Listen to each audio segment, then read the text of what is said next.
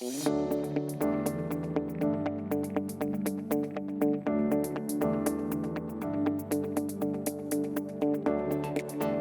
we're seeing more of is this influencer marketer or influencer positioning.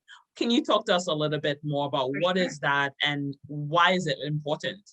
For sure. So influencer marketing came out from people wanting to promote other businesses, or people wanting to, I guess, influence other people's decision to buy something, right? So it was a very organic way where people tried out different products. And the earliest definition of that was product testing. So you tried out a product, put up the review, and that's, I think, how it used to be on YouTube initially.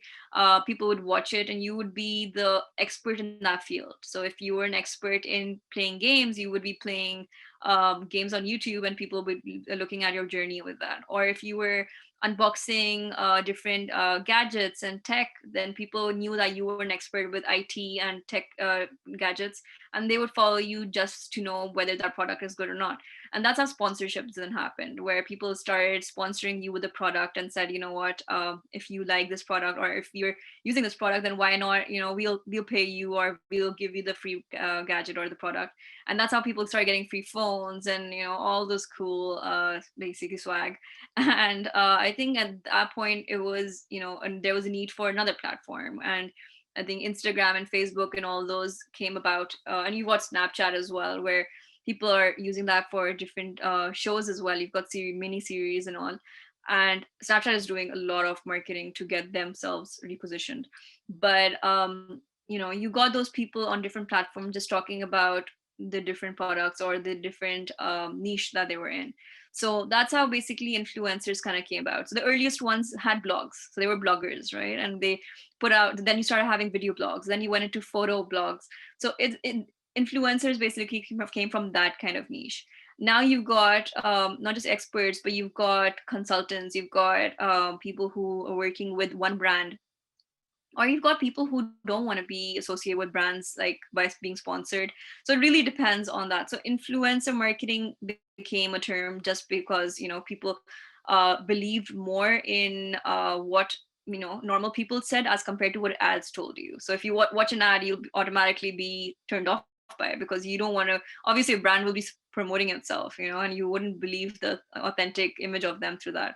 But if I tried it and I told you it was a good brand, you automatically would want to buy it, because either you trust me or you believe that another customer would not be lying to you, or so there's something about my kind of word of mouth. So it basically took word of mouth to a completely different level. So that's how influencer marketers and marketing kind of came about.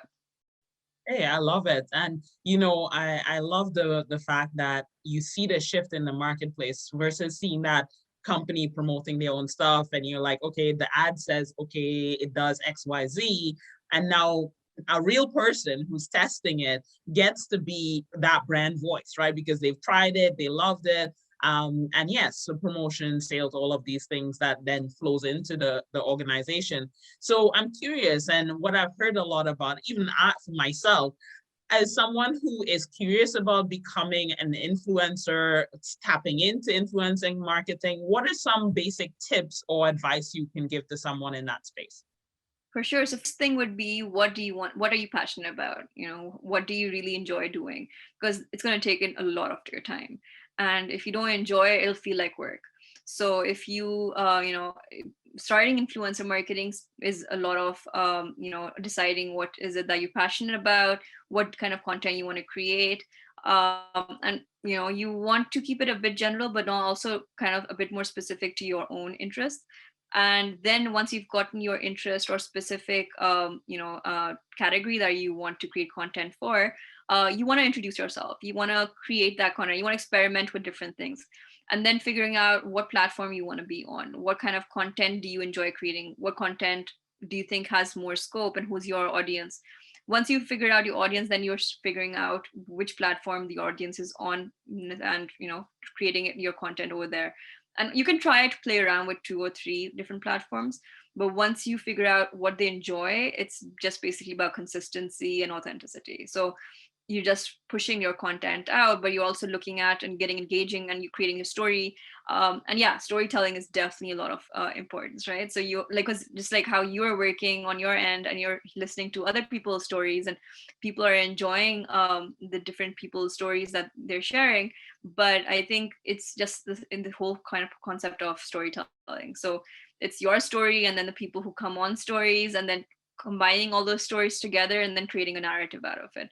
So it's a lot of different components that go into it, for sure. Hey, that is awesome. Thank you so much for sharing. I feel inspired already to just say, how do I take this to the next level and serve more? Really connecting with entrepreneurs like yourself who are dynamic, doing powerful things, and helping people along For their sure. journey is so powerful. And so, tell us a little bit about some of the challenges that you've experienced along your entrepreneurial journey, and what lessons have you learned or currently learning? Sure. So I think it's always like a journey, right? So even now, I would say I'm like somewhere on the start of a new journey. And I think when I started my journey, I was 100% sure that I wanted to do a 9 to 5 job, and I enjoyed the full time aspect of things. And we all have like a certain goal. And at one point, I like when I was earlier, I wanted to become an artist. So I guess I'm in a way I'm an artist. But I didn't know exactly what I wanted. Like even a month ago, if you asked me, I would still say, yeah, I want to be working for a corporate, or I want to be working for something. I think it was like through the ups and lows that I decided I really enjoyed working with multiple people, and I really enjoy getting to hear different stories and working on different journeys.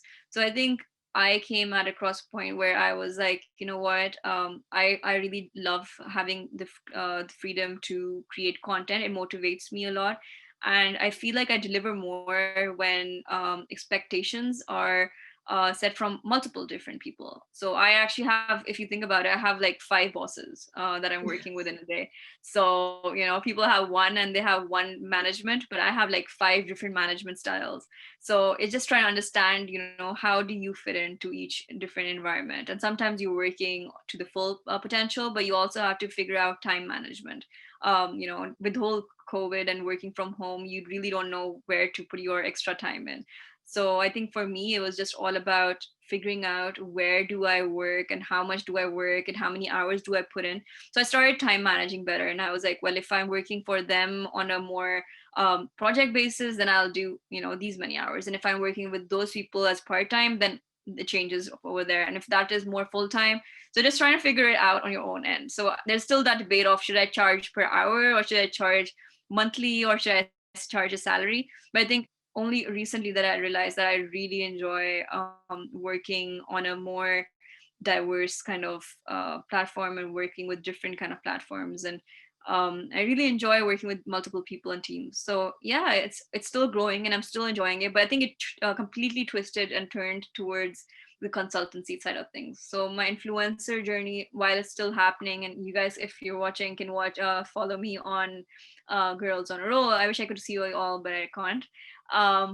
But I'm really heavily now working with different brands and trying to merge them somehow on my own account, but at the same time keeping their profiles on a different kind of platform. So it's really interesting how I can merge and go back and forth with it. And it's just about, sometimes it's about, can I work with them at the same time as an influencer because I really like that product. So it's, you really have to figure it out, and then you have to figure out who your competition is, and not just other influencers, but basically other brands. So if the brands you're working with, you don't want to cross paths with other brands that have a similar kind of niche, and I don't ever work with 2 of the same category of brands. So for me, it's always, if it's one supplements, then I'll only be working with the supplements that is in that category.